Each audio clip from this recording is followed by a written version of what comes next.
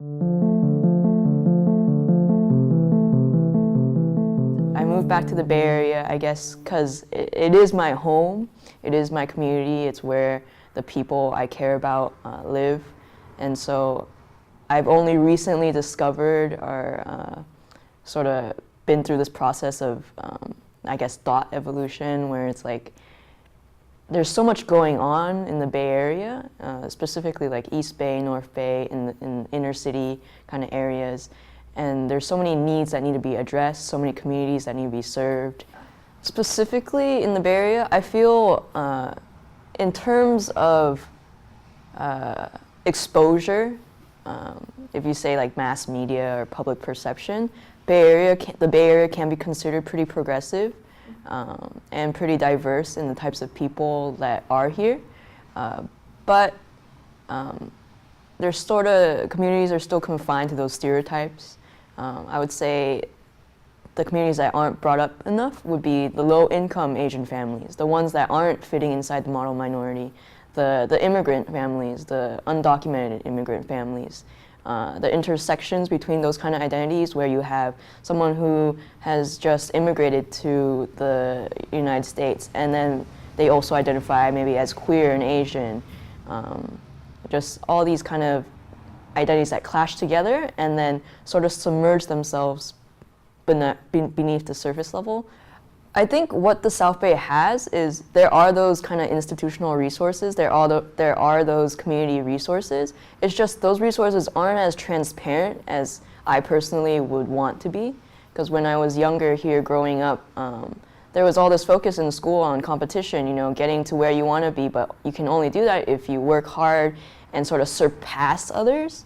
But there's no, I guess, alternative way for people to get involved and to grow, I guess, besides in that kind of personal element, in that kind of capitalistic kind of element.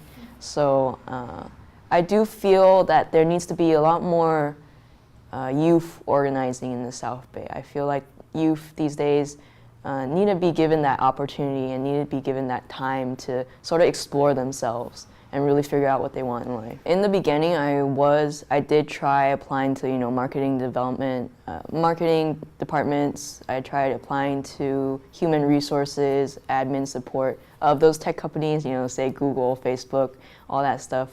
But I did eventually give up because I sort of don't align myself with that kind of corporation ideal. I want to be at a job where my primary role is to build relationships with other people and sustain kind of coalition building and, you know, direct action campaigning, sort of integrating the politics with also personal life. Yeah, living at home definitely allows me to get by financially, but I would say long-term wise, I feel like I need to find another opportunity to provide that kind of sustainable income.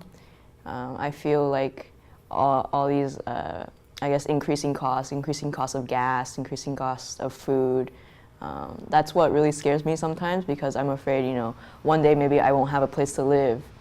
Say I won't have enough food or like, you know, good food to live by, or one day I won't be able to get to places that I need to get in order to be. But it's really in that kind of like paradigm of like, well, I need to gain that experience to get a job, but then some of the jobs that I'm applying for want more experience that doesn't provide that kind of income.